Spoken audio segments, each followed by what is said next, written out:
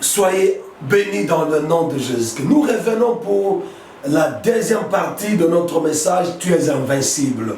Ils ne te vaincront pas. Oh bien-aimé dans le Seigneur, il n'y a pas une chose qui donne le dégoût de la vie. Il n'y a pas une chose qui fait regretter la vie comme être vaincu par ses ennemis. Comme connaître l'échec dans la vie. Connaître la défaite dans la vie, bien-aimé, ça donne un dégoût de la vie, ça donne un goût amer de la vie. Alors, Dieu nous a promis, nous a dit, on nous fera la guerre, mais on ne nous vaincra pas. Ils te feront la guerre, mais ils ne te vaincront pas, parce que je serai avec toi pour te délivrer de la main de méchants, pour te délivrer de la main de violents. Ils peuvent venir autant qu'ils veulent, autant de fois qu'ils veulent, nous combattre, s'élever contre nous, mais nous savons comment les choses vont finir. Ça va finir que nous serons victorieux et eux, ils seront vaincus. Aucun de tes ennemis n'aura l'avantage sur toi, parce que la parole de Dieu déclare qu'en aucun jour, le ténèbre aura de l'avantage sur la lumière. Et la Bible déclare que le ténèbre ne régneront pas pour toujours. Tu es invincible. Ils ne pourront pas te vaincre.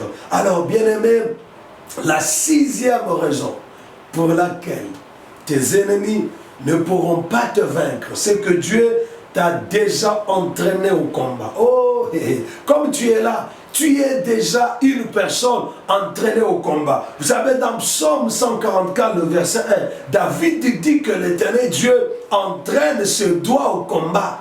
Dieu t'a déjà entraîné au combat. Vous savez, bien aimé, toi comme tu es là, si tu penses au combat qui s'était levé dans ta vie, au combat que tu as déjà vaincu, tu verras que le combat d'aujourd'hui, le combat qui se tient devant toi aujourd'hui, ne représente rien par rapport au combat que tu as déjà affronté dans le passé. Donc toi là, tu es déjà entraîné au combat. Dieu t'a déjà entraîné au combat. Vous savez, David s'est retrouvé devant Goliath. Ce n'était pas une surprise pour lui. David, Dieu avait suffisamment pris le temps de l'entraîner au combat.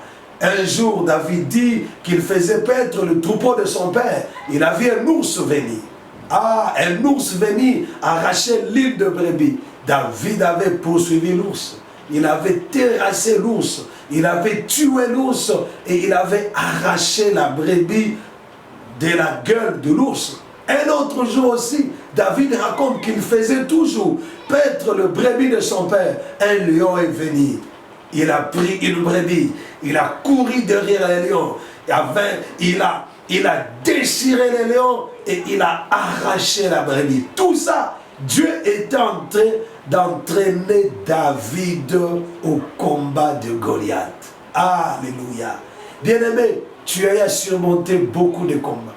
Tu as surmonté beaucoup de difficultés, beaucoup d'épreuves, beaucoup de situations qui pouvaient te mettre la tête par terre.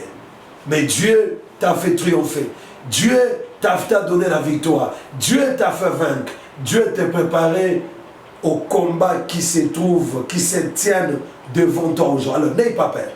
Tu es invincible. Ils ne pourront pas te vaincre parce que toi, tu es déjà un entraîné. Dieu t'a déjà préparé. Dieu t'a déjà entraîné au combat. Vous savez, bien aimé, Salomon a demandé à Dieu. Il a dit que Dieu lui donne la sagesse et l'intelligence pour qu'il sache conduire le peuple. Mais Dieu devait entraîner Salomon à la sagesse. Aussitôt Dieu donne la sagesse et l'intelligence à Salomon. Dieu le matin, il lui envoie deux femmes. Deux femmes dont une s'était couchée sur son enfant était décédé, et l'autre dont l'enfant était resté vivant. Et Salomon, Dieu voulait tout simplement tester la sagesse et l'intelligence qui venait de lui doter, mais Dieu voulait l'entraîner à être capable de trancher les conflits à venir, le conflit qu'il allait avoir avec d'autres nations, le conflit que le peuple allait avoir entre eux et qu'ils allaient venir lui présenter. Bien-aimé, toi tu es entraîné. Dieu t'a déjà entraîné pour le combat, peut-être depuis le sang de ta mère, peut-être depuis ton enfance. C'est pourquoi tu ne peux pas pleurer, tu ne peux pas trembler devant ces petits combats qui se sont levés devant toi aujourd'hui. Toi, tu es déjà entraîné. Et la septième raison pour laquelle tu es invincible, c'est que celui qui est en toi est plus grand, plus puissant, plus fort que celui qui est dans le monde. Alors, pourquoi trembler? La Bible déclare, petits enfants, ne craignez rien, car celui qui est en vous est plus grand que celui qui est dans le monde. Oh, Jésus-Christ de Nazareth, le roi de gloire, le ressuscité du troisième jour qui est à nous, il est plus grand que celui qui est dans le monde. Qui est dans le monde? C'est Satan qui est dans le monde. La Bible déclare que le monde entier est sous l'emprise du diable. Cela ne peut pas nous effrayer. Cela ne peut pas nous faire trembler. Oui, le monde entier est sous l'emprise du diable. Mais celui qui est à nous nous a dit, voici, je vous ai donné le pouvoir de marcher sur le serpent, sur le scorpion et sur toute la puissance de l'ennemi. Et rien ne pourra vous nuire. Oh bien-aimé, celui qui est en toi est plus fort que les sorciers de la famille de ton père. Jésus-Christ qui est en toi est plus fort que le sorcier de la famille de ta mère. Celui qui est en toi est plus fort que le marabout, que le féticheur qui te combattent au travers de tes collègues de service, au travers de tes rivaux. Alors bien-aimé, celui qui est en toi est plus grand que celui qui est dans le monde. Voilà pourquoi tu n'as pas à pleurnicher, tu n'as pas à t'inquiéter. Tout ce que tu as à faire, c'est être confiant en l'éternel Dieu. C'est croire que tu es réellement invincible. On ne peut pas te vaincre toi. Alors la huitième raison pour laquelle tu es invincible, c'est parce que tu as le nom de Jésus. Tu as le nom de Jésus. Aïe, aïe, aïe, le nom de Jésus. Bien aimé, je me rappelle un jour, j'entrais dans une parcelle hantée, juste à la porte de l'entrée là, j'ai seulement dit le nom de Jésus. Et tous ceux qui étaient dans cette parcelle-là étaient détruits avant même qu'on accède dans la maison où on devait faire la prière pour un désenvoûtement. Le nom de Jésus est puissant. Le nom de Jésus est invincible. Le nom de Jésus chasse les démons. Le nom de Jésus brise les chaînes. Le nom de Jésus fait tomber les malédictions. Le nom de Jésus ramène le mort à la vie. Le nom de Jésus fait prospérer. Le nom de Jésus fait avancer dans la vie. Le nom de Jésus fait réussir. Tu as le nom de Jésus. Avec le nom de Jésus, tu es invincible. Ils ne pourront pas te vaincre. Bien-aimé dans le Seigneur. Oh, le nom de Jésus. Le nom souverainement élevé au-dessus de tous les noms. Ceux qui te combattent, ils ont un nom. Leurs féticheurs, ils ont un nom. Leurs démons, ils ont un nom. Mais le nom de Jésus est au-dessus de tous leurs noms. Alors pourquoi trembler? Pourquoi pleurer? Parce que toi, tu as le nom le plus puissant de toute l'humanité. Les marabouts reconnaissent la puissance du nom de Jésus. Les occultistes reconnaissent la puissance du nom de Jésus. Les magiciens reconnaissent et tremblent devant la puissance du nom de Jésus. Alors, tu es invincible. Ils ne pourront pas, ils ne peuvent pas te vaincre. Non, ils ne te vaincront jamais. Et la neuvième raison pour laquelle tu es invincible, c'est que tu as le sang de Jésus. La Bible déclare, ils l'ont vaincu à cause du sang de Jésus-Christ. Oh, le sang de Jésus sur toi. Le sang de Jésus coule dans tes veines. Le sang de Jésus te couvre. Le sang de Jésus te rend invisible. Comme tu es la bien-aimée, tu n'es pas n'importe qui. Tu as été racheté à un grand prix. Tu as été racheté par le sang précieux de Jésus-Christ. Alors bien aimé, il ne faut pas avoir peur, il ne faut pas trembler. Toi, tu es invincible à cause du sang de Jésus. Parce que la Bible déclare, ils l'ont vaincu à cause du sang de Jésus et à cause de la parole de leur témoignage. Est-ce que quelqu'un peut acclamer le Seigneur là où il est? Est-ce que quelqu'un peut dire Alléluia, mais là où il est? Est-ce que quelqu'un peut aller directement s'abonner là où il est? Abonnez-vous à cette chaîne pour ne pas manquer nos prochaines prédications. Soyez bénis de partout où vous êtes. Je prie que Dieu vous donne la victoire devant tous vos ennemis, devant tous vos adversaires, devant tous ceux qui se sont levés contre vous. Que Dieu vous donne la victoire au nom de Jésus. Alors, j'aimerais te dire, la 10e raison pour laquelle tu es invincible. Tu es invincible parce que toi, tu es toi. Toi, tu n'es pas les autres.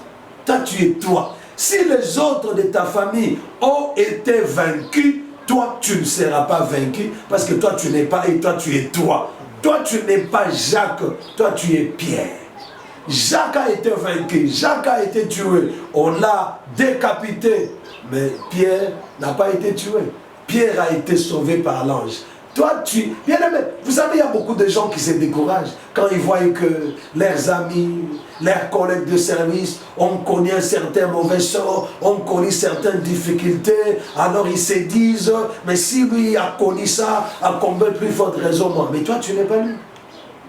Toi, tu es toi. Toi, tu es spécial. Toi, tu as un prix spécial aux yeux de l'Éternel. On ne peut pas te vaincre, toi. On ne peut pas te détruire comme on a détruit les autres. Tu es invincible parce que tu es toi.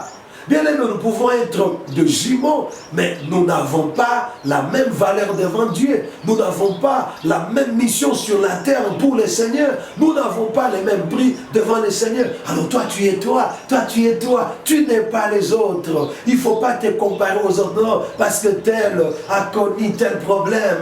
Il a été vaincu. Voilà, moi aussi. Non, bien aimé, toi, tu es toi.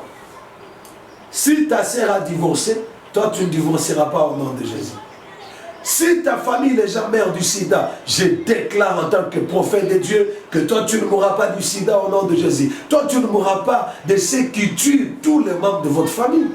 Parce que toi, tu es toi. Vous savez bien aimé, l'apôtre Pierre dans la prison, il s'est dit, mais je suis au bout.